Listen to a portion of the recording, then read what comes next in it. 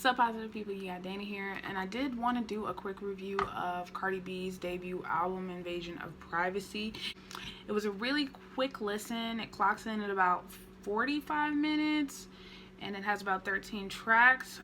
First impression of that album on the first listen, it was, man, bruh, it's more like Gangsta Bitch Music Volume 3 than it is a debut album. Shout out to her achieving gold status on debut day. That's what's up. This girl is working. So I want to start by giving Cardi all of her just due. She works her butt off. She's humble. She's got a personality of gold. That's great, but this is an album review, okay? The first track is Get Up 10. It starts off really slow. Like, for this to be an intro track, I'm like, Cardi, like, I need more. I need you to rap faster. I need you to pick it up. And thankfully, in this like Dream Chaser style way, she like picks it up for the second verse. And it ends well, but it's like, ooh, if this is the intro, I don't know. I like the whole line about, being down 10 times and getting up, down 9 times and getting up 10. The whole mentality of just like, no matter how many times you fall, you get back up again and you keep going. Who doesn't appreciate that motivational side of Cardi? I feel like she shines most when she's being motivational, so, and aspirational. It wasn't a particularly memorable intro for me, no knock. Track 2, Drip, solid Migos collab. Obviously because she's rapping with the Migos, she's in that Migos triplet, Bone Thug style flow. She does it well. She does up tempos really well, so this is like a solid track. Chicken Head, which is like a nod to 3 6 Mafia's Chicken Head, is cool. It's another song that the chicks can shake their asses to. Track 4 is Bodak Yellow. I'm not exactly sure why Bodak Yellow is on the album, but then again, people are saying that Bodak helped get the album to gold status on debut day, so maybe the reason why she put Bodak on the album is for, those streams or whatever. Who knows? Track 5, Be Careful. Literally, Be Careful lost its luster the minute that reference track came out. Like, I didn't care for it. Like, it was meant to me when I first heard it. Then this reference track comes out of this guy literally doing the cadence, doing the flow, and doing the lyrics. And now I don't have necessarily a problem with reference tracks when it comes to R&B music or when someone gives you a hook, those instances. But I need my rappers to know how to rap, and I need my rappers to know how to write. It's disturbing to know that, like, in this day and age, that rap songs that feature more than, 2 rappers will have like 4, 5, 6, 7, sometimes 10 writers on them. There's no reason why the writing pie should be cut that many ways up. Like, if Cardi needs to like sit back a while and develop her skills and like get in the studio with like talented people who can like help her hone those skills, then great. But I don't want to hear other people's lyrics coming out of your mouth. Like, and people can, people love to bring up the Drake example, but Drake holds his own using his own lyrics. I think at this point it's just like, I produced a lot of content, so sometimes I have to source pull from other people, and as a result, that's why there are a lot of cooks in that kitchen, because he's covered a lot of subject matter. When you talk about your life specifically, there's only so many different ways you can say, I started with nothing, I got a little something, this, that, and the third.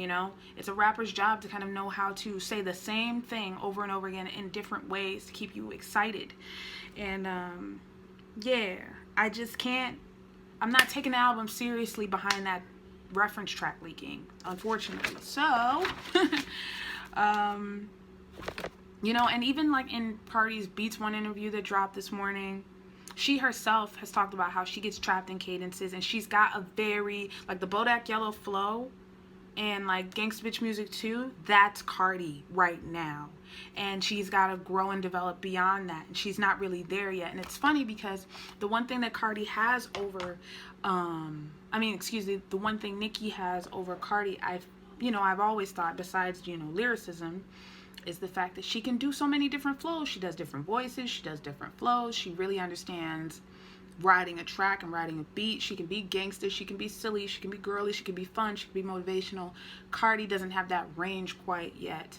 And I would have actually preferred for her to continue this whole single route and be in the collab girl while she is, in the background making this album. But I think it's just realizing the dream, maybe.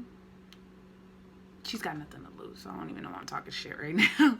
Track 6 was a Chance the Rapper assisted track. This was like one of the first songs on the album where I go, I really like this. It's different. The beat is different. It's not bass driven at all. I think Cardi did a decent job on here. It's her comfy flow, but again, because it was a motivational song, I could get behind it. Chance was dope on the record as well. I hope this is a single. I hope that the Chance record is a single. It's called Best Life. Yeah, sorry. The next track is I Like It. This is another one that I think should be a single, definitely. If nothing else, this should be like the first single. Like, this is the one that's got that like crossover, mainstream, international. Like, if they do the video right for I Like It, that could be a great follow-up to Bodak Yellow. It's a big record, you know. That I Like It sample's dope. You know, she's got the whole Spanish thing going. That song Ring was cool. I honestly feel like it was a Kehlani throwaway song. Like, it sounded like something that could have been on her last record. Pretty decent hook. Again, I am not really feeling Cardi talking relationships in this way. And her on auto-tune was like trash. Like, Kehlani saved this record. It's forgettable. It's pretty forgettable. Track 9, which is Moneybag, I'm sure will be big in the clubs and stuff like that. I don't too much care for the beat. It gave me like Bodak Yellow, if Bodak Yellow was on on like a 16-bit video game beat, and I don't too much care for that. I didn't care for the claps. I didn't care for Moneybag. Track 10 is Bartier Cardi, which again, you know, was another single that came out a little while ago. She Bad is definitely a record for the clubs. A lot of these joints will really do well once she's on the road again and doing shows and all that. Like, she's got tons to work with here. Like, these will all ring bells once it's time to start doing live performances. So I would imagine that a lot of these songs will just be bigger and better live. And she might be thinking like, hey, you know, I did a small set, but I'm thinking of like, you know, once touring comes around, being able to do a small set of fresh material. And I mean, she could literally do the album from top to bottom if she wanted to, with the album being so short, 45 minutes.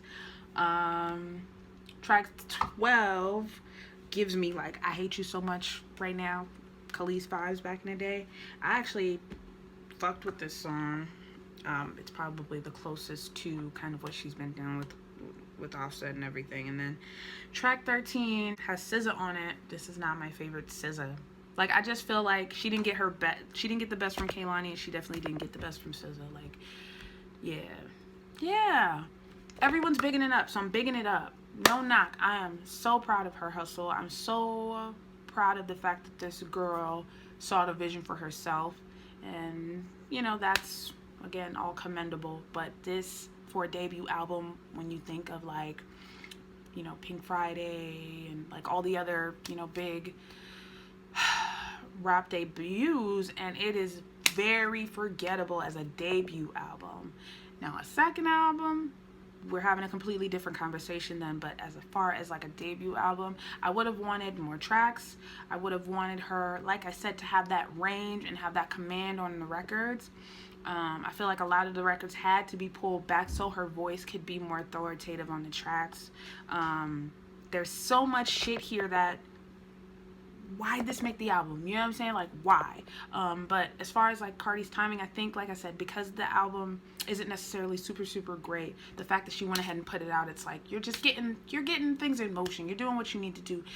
Take those bigger records, take that records that work, and you know, work the fuck out of those singles, because I think that's gonna be the bread and butter for her. And show. I had to rate this album on a scale of 1 to 5. I would give it like a solid 2.5. Like, this was not a good debut album. There were definitely songs that I would go back to. But yeah, the majority of the offerings, like, a lot of things sounded the same. The songs that were about love were kind of just about like heartbreak and stuff like that. And nigga, you fucking around on me, stop fucking around on me, you know what I'm saying? Yeah, that's why I listened to it from top to bottom. Let me know what you thought of the album down in the comment section below. If you want to check it out legally, you can stream it on Spotify. Pretty sure everybody and their mama has it, so if you're like Apple Music, go check it out on Apple Music. And until next time, peace, positive people.